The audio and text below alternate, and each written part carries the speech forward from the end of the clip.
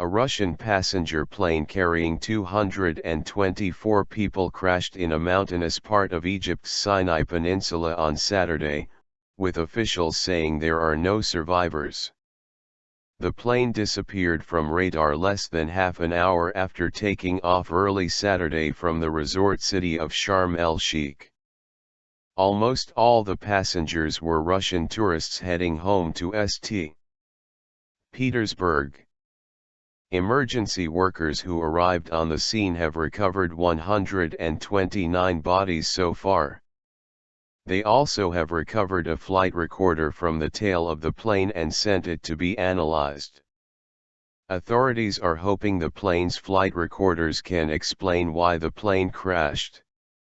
There has been no definitive word on the cause of the crash.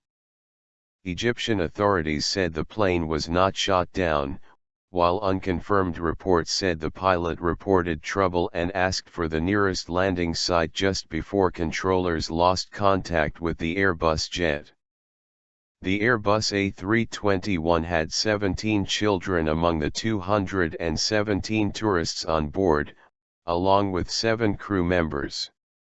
The passengers were 3 Ukrainian nationals and 214 Russians. Russia's President Vladimir Putin declared a national day of mourning Sunday for victims of the crash. From Kyrgyzstan, where he began a tour of Central Asia Saturday, U.S. Secretary of State John Kerry offered condolences to the families of those who were on board the plane. The Metrojet charter flight was operated by the small Russian airline Kogalimavaya, also known as Kolavia. It took off from Sharm El-Sheikh at 5:51 a.m., local time, 0351 UTC, and disappeared 23 minutes later. Black boxes. An Egyptian investigative team arrived at the site within hours to examine the debris and locate the flight's recorders, or black boxes.